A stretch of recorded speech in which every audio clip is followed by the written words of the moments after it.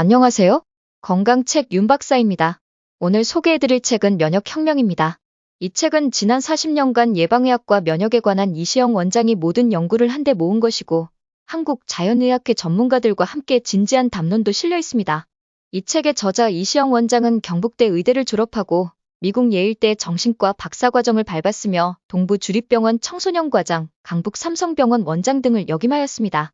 특히 한국을 대표하는 정신과 의사이자 뇌과학자, 한국자연의학종합연구원 원장이자 힐리언스 섬마을 촌장으로 국민건강, 자기개발 등 다양한 분야에 활동하고 있습니다. 이제부터 이 책의 내용 중에 호모 100에게 꼭 필요한 것에 대해 말씀드리겠습니다. 호모 100는 100세 시대가 현실로 다가오고 있습니다. 고령 사회니, 초고령 사회니 하는 구분도 별 의미가 없습니다. 65세를 기준으로 노인을 구분하다니 가당치도 않지요. 이제는 65세는 노인도 아닙니다. 한국 인구의 기대 수명은 1970년 62.3세에서 2022년 82.7세로 약 20년 늘어났습니다. 세계 상위권입니다. 여자의 기대 수명은 85.6세로 남자의 79.9세에 비해 5.7년이나 깁니다.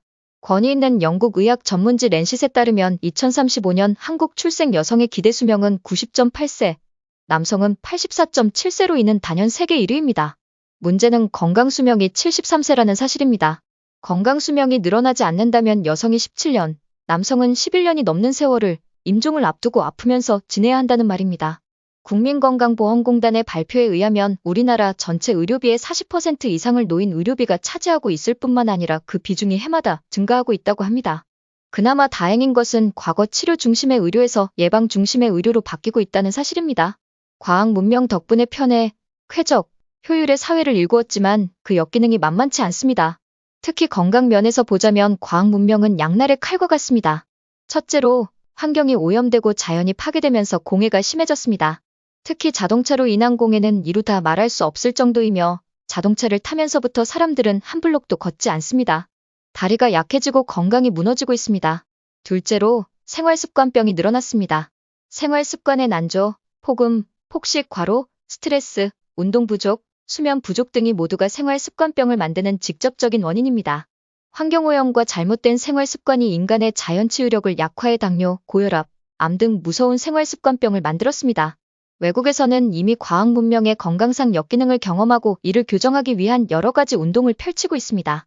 차 없는 날을 정해 걷기 습관을 유도하거나 조금 먼 거리라면 자전거 이용을 권장하고 있습니다.